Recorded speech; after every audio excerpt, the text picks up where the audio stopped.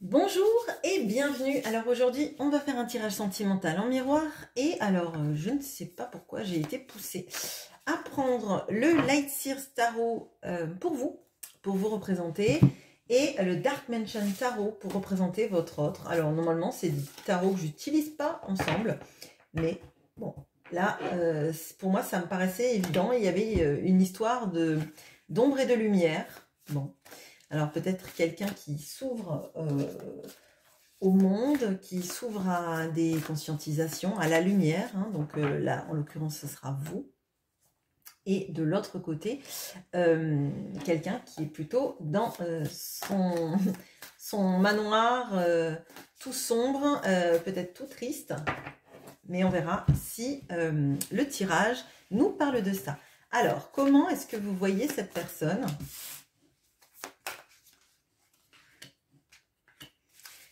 Quels sont vos sentiments?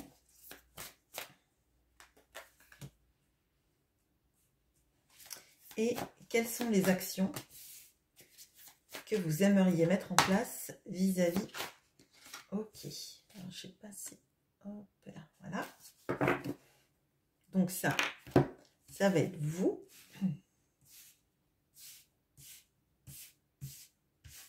Ok. Et ok. Comment cette autre personne vous voit?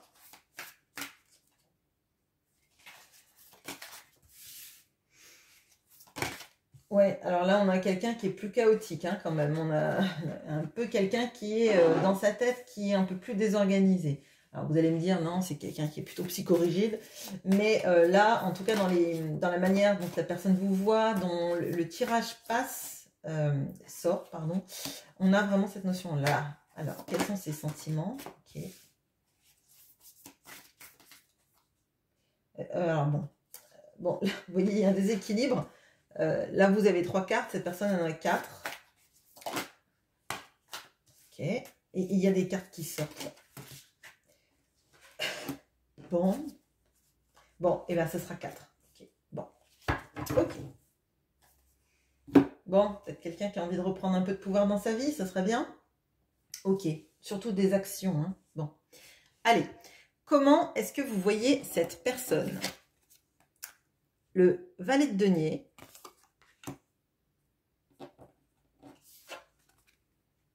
Le 3 de bâton. Le soleil. Oh. Ok. Bon. Alors, il y a quelque chose dans la manière dont vous voyez votre autre de très joli avec le soleil, d'accord? Alors, il y a quelque chose de très joli parce que le soleil, bah, c'est un petit peu la chaleur. Il y a un petit peu peut-être cette notion aussi du fait que ce soit un petit peu votre, alors je dirais le soleil de votre système solaire. Bon, ça, on en reparlera, on verra. Mais il y a cette notion-là de... C'est quelqu'un, quand vous pensez au bon moment que vous avez partagé, il y a cette notion de joie et d'avoir le cœur réchauffé, d'accord? Ce qui m'interpelle un peu plus, c'est cette différence entre le soleil et ces deux petites cartes là qui sont des arcanes mineurs et qui nous symbolisent plutôt quelqu'un qui voit l'horizon, mais vous voyez, c'est quelqu'un qui regarde si la mer est bonne, s'il y a assez de vagues pour initier une session de surf. Et c'est pas quelqu'un qui est en train de surfer, c'est plutôt quelqu'un qui se projette, qui imagine des choses, mais à mon sens, on a plutôt quelqu'un de statique, quelqu'un qui met de l'énergie dans ses ambitions, dans peut-être la matérialité aussi, parce qu'avec le valet de denier, on a quelqu'un qui veut avoir de l'argent, qui veut faire fructifier son argent, on a cette notion-là. Alors, le valet de denier, c'est celui qui a envie de le faire, mais qui ne sait pas trop comment s'y prendre. Ça ne veut pas dire que c'est pas quelqu'un qui a de l'argent, mais on sent la problématique de comment mettre en place des choses qui me bénéficient plus tard. Vous voyez, il y a cette notion de un peu du pari pour plus tard. Et en fait, pour moi, les cartes là sont un peu statiques. Là, je serais pas surprise que vous me disiez, bah oui, c'est quelqu'un qui planifie des choses, qui a envie de choses dans sa vie, mais qui a du mal à les mettre en place dans la matière, qui a du mal à prendre la bonne vague, je dirais. Bah, justement parce qu'en fait, elle attend, il y a quelque chose peut-être d'un peu insatisfait. On n'a pas le cadre de coupe, mais on a potentiellement quelqu'un qui a du mal à se dire, bon, allez, c'est bon moment, j'y vais. Vous voyez, c'est comme ça que je le ressens. Là, moi, si vous me dites c'est quelqu'un qui procrastine sa venue vers moi, le couple, l'engagement, je serais pas surprise, d'accord? J'ai l'impression qu'aussi on a quelqu'un qui potentiellement peut être assez égotique. Donc, quelqu'un à qui, en fait, il faut pas dire ce qu'il doit faire, quelqu'un qu'on peut pas trop conseiller, ou en tout cas, si vous le conseillez, limite, on a un peu l'impression que cette personne, elle va faire presque l'inverse pour vous contrarier. Bon, ok. Vos sentiments maintenant.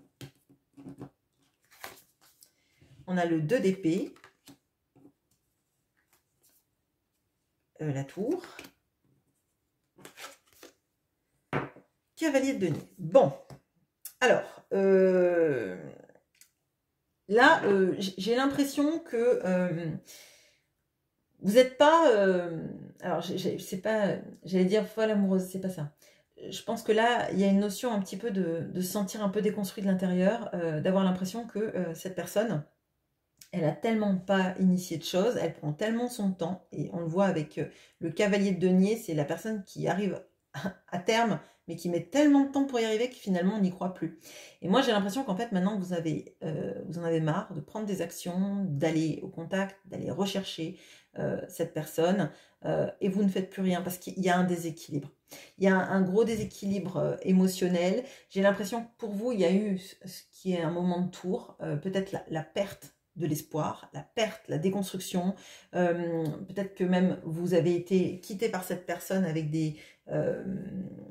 sans espoir de retour, je dirais, et vous avez beau y croire et vous dire que cette personne viendra un jour, elle prend tellement de temps que l'espoir s'amenuise, je dirais, d'accord ?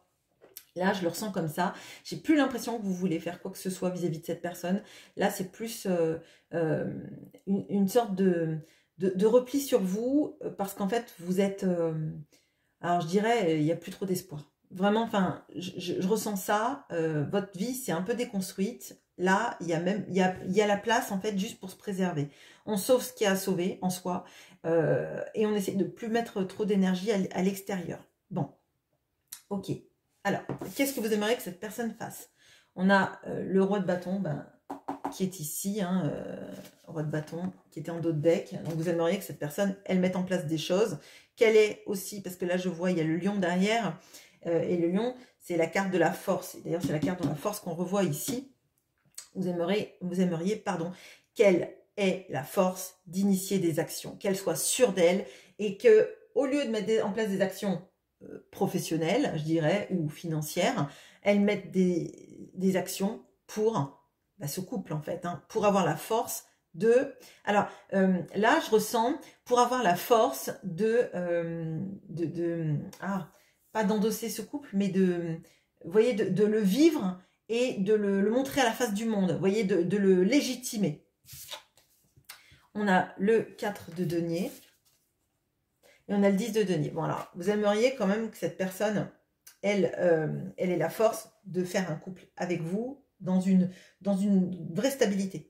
Mais alors, là, on a le 4 de denier et moi, j'ai l'impression que vous aimeriez que cette personne, alors ça ne va pas parler à tout le monde, mais elle commence à faire des économies, voilà, moi, je ressens ça. Alors, peut-être que vous avez quelqu'un, vous voyez, qui vous dit tout le temps, je quitterai ma situation quand j'aurai assez d'argent, mais vous avez l'impression qu'en fait, elle est hyper dispendieuse dans plein de choses. Elle fait des voyages, elle achète des voitures, des objets de luxe, etc., où elle part en vacances,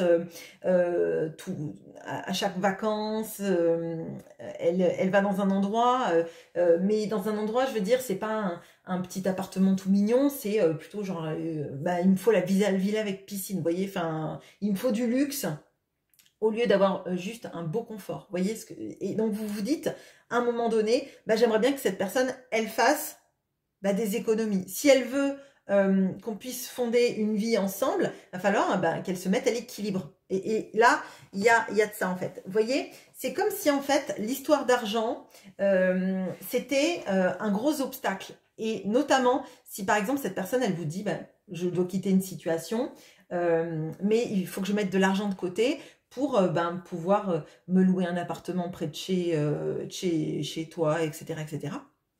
Là, en fait, vous vous dites, ok, d'accord, j'attends. Et en fait, vous voyez que cette personne, finalement, elle utilise son argent qu'elle doit, soi-disant, économiser pour faire d'autres choses. Et là, vous vous dites, oh, drapeau, enfin, j'ai le red flag. On a vraiment le drapeau rouge. Qu'est-ce qui se passe là? Si tu commences pas à faire des économies, tu vas commencer à les faire quand? Et est-ce que c'est pas, pour moi, je pense que c'est vraiment lié. Cette personne, elle veut venir vers vous, ok.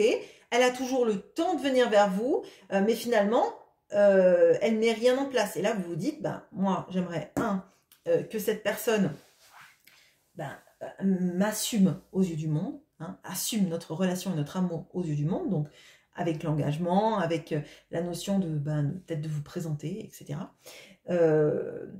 Mais il faut amorcer les économies, là, faut commencer. Si c'est ton point bloquant principal, commence tes économies, parce que sinon, en fait, ça ne marchera jamais. Bon.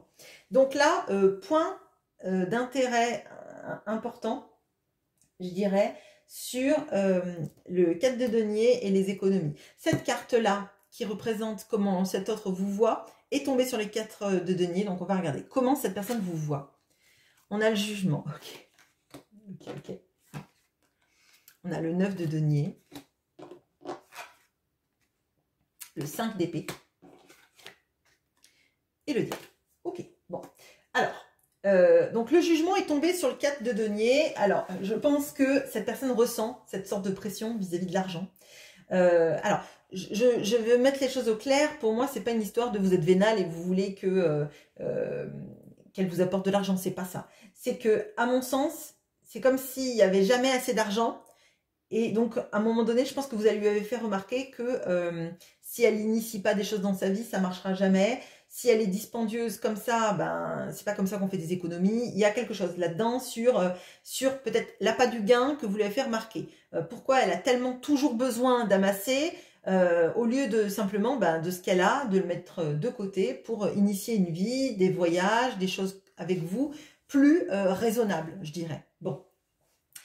Donc, là, on a le jugement. Donc, elle se sent, je dirais, jugée d'une certaine manière, mais à mon sens, si elle le voit comme le jugement et pas comme avec un set de bâtons, on a un petit peu cette notion-là de, elle sait qu'en fait, vous avez raison, d'accord? Elle sait que vous avez raison et elle sait surtout que il y a des dérives dans sa vie qu'il va falloir soigner très sérieusement, à mon sens, et notamment cette problématique avec l'argent. Comment elle vous voit autrement? Alors, il y a vraiment ça, cette notion de vous en sortir seul, de ne pas avoir besoin et d'être dans un esprit d'indépendance financière et d'arriver, vous, contrairement à elle, à faire des économies. D'accord? Là, je dirais que potentiellement, si vous avez une situation plus compliquée, où vous gagnez moins d'argent que cette personne, où vous avez une plus petite retraite, etc., vous arrivez à mettre de l'argent de côté. Donc, pour vous, en fait, tous les prétextes qu'elle donne en disant demain, peut-être plus tard, j'y arriverai, etc., etc., ça vous paraît de plus en plus du n'importe quoi. Bon. On a le 5 d'épée. Alors, j'ai l'impression que là, les communications sont difficiles parce que les deux égos s'affrontent. Et elle, avec le diable, j'ai cette notion-là du fait qu'elle veut pas se laisser aller à de l'attachement. Elle veut pas se laisser en fait un peu gouverner et dicter ce qu'elle doit faire, ce qu'elle doit être, comment elle doit gérer sa vie. Donc là, moi je dirais que cette personne, elle a peur. Alors, elle a peur de ce que vous représentez, c'est pas vraiment ça. Elle a peur en fait de se laisser manipuler par ses sentiments et que finalement la vie avec vous, elle puisse pas faire ce qu'elle veut surtout parce qu'elle a compris en filigrane qu'elle faisait quand même beaucoup de choses qui n'étaient pas alignées, je dirais, d'accord? Notamment son rapport avec l'argent, notamment son rapport à dépenser n'importe comment et après de se servir de l'argent comme d'une excuse. Bon, là, on a quand même quelqu'un face à vous de très égotique, hein, je dirais. Il ne faut pas qu'on me dise comment je dois faire, il ne faut pas qu'on me dise comment je dois nanan, mais finalement, elle sent que vous avez raison. Et je pense que ça l'énerve encore plus. Bon, les sentiments maintenant. On a le 2 de denier, on a la force, le 7 d'épée, okay. Le 9 d'épée. Bon, alors, quand je vous dis que cette personne, elle est très ambivalente, elle est très ambivalente. Parce qu'en fait, elle est à la fois dans la fuite, très clairement avec le 7 d'épée, on a quelqu'un qui peut faire des silences radio, on a quelqu'un qui peut avoir peur hein, de ce que vous représentez, de ce qu'elle ignore, de ce qui pourrait se passer. Et quand elle s'éloigne, quand elle ne vous parle pas, elle a des angoisses nocturnes qui arrivent. Parce que, tout simplement, elle n'accepte pas d'être dans la maîtrise de ses émotions. C'est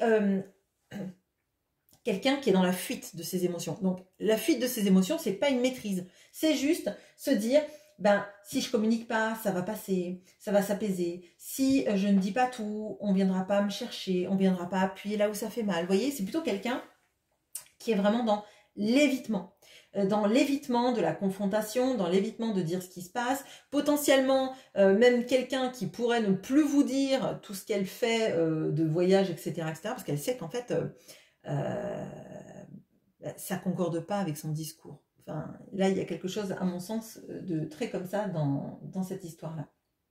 On a quelqu'un qui veut pas dire les sentiments, qui est plutôt dans la fuite, comme je vous l'ai dit, quelqu'un qui ne se maîtrise pas, qui est plutôt dans, alors j'allais dire de paroles à la normande, peut-être ben que oui, peut-être ben que non, j'ai rien contre les normands, c'est des gens très chouettes, mais on a vraiment cette notion-là, en fait, caricaturale, je dis un truc puis son contraire, comme ça en fait, on n'appuie nulle part, je peux me balader, sauf qu'en fait, c'est dans la maîtrise de rien, c'est dans un évitement total, et que finalement, ça lui pourrit sa vie, ça lui pourrit ses nuits, parce que quand, en fait, le mental se repose, tous les cauchemars, toutes les peurs ressurgissent. Donc, là, on a quelqu'un qui a des sentiments, mais qui est tellement dans la fuite qu'en fait, ça la poursuit jusqu'au bout de ses rêves. Bon, ok, allez, Jean-Jacques Goldman, allons-y. Bon, qu'est-ce qu'elle a l'intention de faire? On a l'as d'épée, on a l'impératrice, le cavalier de denier qui est ici. En même temps, si je vous avais dit que cette personne mettait le turbo et arrivait à fond les ballons, vous ne m'auriez pas cru. Et on a le 9 de coupe. Bon, alors déjà, cette ligne-là me plaît bien plus. Hein, me plaît bien plus parce qu'il y a de l'action. Très lente, mais il y a de l'action. Il y a surtout des conscientisations. Donc cette personne, vous voyez, elle est quand même dominée. Je vous ai dit, elle est dans le mental, elle est dans les peurs et les esquives. Et elle croit qu'en esquivant les situations, elles vont lui faire moins mal, elle va moins être confrontée à ça. Et pourtant, c'est faux. Hein, c'est faux parce que dans les rêves, dans la nuit, pardon, on a ces résurgences de peur qui reviennent. Bon. Alors, donc, elle voudrait avoir une pensée claire. Je pense qu'elle ne doit pas bien dormir, donc la pensée claire, moins on dort, moins les pensées sont claires, et plus en fait on est confronté à nos peurs, à notre ego qui va prendre le relais et qui va faire n'importe quoi. Bon, comme elle est dans l'évitement beaucoup, peut-être dans les silences radio, dans la fuite, dans les on-off sans arrêt, elle a envie d'avoir une pensée claire et moins abstraite, et surtout de savoir enfin comment aller où elle veut aller et comment, je dirais, comment bien se comporter. Mais pas comment bien se comporter vis-à-vis de vous, nécessairement. Comment bien se comporter pour aller bien. Hein. C'est d'abord centré sur elle. Et elle a raison. C'est d'abord comment être heureux moi. Et puis après, si c'est être heureux avec vous, bah, tant mieux. Mais si en fait, elle passe d'une relation à une autre sans chercher quelle est la voie de son bonheur, c'est des échecs à répétition. Vous voyez ce que je veux dire? Alors, on a l'impératrice. Donc, il y a vraiment cette notion-là de vous rejoindre, vous, de rejoindre la personne qu'elle aime, mais de la bonne manière, pas n'importe comment, pas sur un... alors, pas sur un coup de tête. Je pense que vous avez compris qu'avec cette personne, les coups de tête, c'était pas vraiment... ça pouvait être dans les mots, hein, dans l'intention, et puis c'était jamais validé par une action.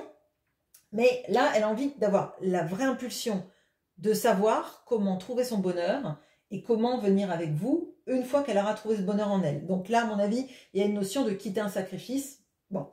Elle sait par contre que ça va prendre vraiment du temps parce qu'on a ce cavalier de denier. En même temps, si elle procrastine sans arrêt à se dire il faut que j'ai assez d'argent pour partir, mais en même temps, oh là là, j'aimerais bien partir pendant les ponts de mai dans cet endroit avec cette superbe piscine ou je sais pas quoi, bon bah forcément c'est compliqué en fait. Si chaque nouvelle occasion était une sorte de jalon qui finalement faisait repartir à zéro son petit personnage, c'est compliqué. Alors, et elle veut surtout conquérir cette sorte d'état d'esprit où elle serait apaisée, elle serait dans sa vie rêvée. Bon, je vais juste éclairer parce que là, oui, d'accord, elle aimerait faire des choses, etc. Mais ça me paraît être encore plein de croyances limitantes, de vie rêvée, etc. En fait, la question que je me pose, c'est de savoir si on a le 3 de bâton qui initie un vrai départ. Vous voyez? Est-ce que cette personne va vraiment partir, vous rejoindre, ou est-ce qu'elle va mettre tellement de temps que finalement, elle risque de repartir en arrière? Oh, joli. On va rester sur ça. On a l'étoile et la mort. Donc, il y a une profonde transformation qui se fait parce que cette personne, elle croit. Elle a l'espoir que les choses changent et elle croit dans son destin. Et son destin, en l'occurrence, c'est avec l'impératrice. Donc, oui, cette personne va initier les choses. Bon, je vais juste vous prendre un petit conseil. Un conseil pour vous. En attendant, parce que là, on voit que vous, l'espoir, vous auriez bien besoin d'une petite étoile, là, je crois. Hein. Alors, un petit conseil pour vous. On a aussi la mort et le recommencement. Alors, vous, il va falloir, à mon sens, accepter de vous... alors, j'allais dire de vous renouveler, mais d'accepter qu'en fait, le passé est le passé et que vous êtes aussi en phase de transformation. Hein. Le moment de tour, il amène quand même à changer des choses dans sa vie. Hein. Il amène aussi à se concentrer sur soi, sur toutes les choses qu'on a envie qui se transforment et qui s'améliorent dans notre vie, mais pour nous, pas pour bien réceptionner cette personne quand elle viendra. Là, vous avez 2 fois la carte de la mort tous les deux, donc je pense qu'il y a quelque chose de très remuant, mais positif qui va arriver, parce que là, on a vraiment la mort et la renaissance. Hein.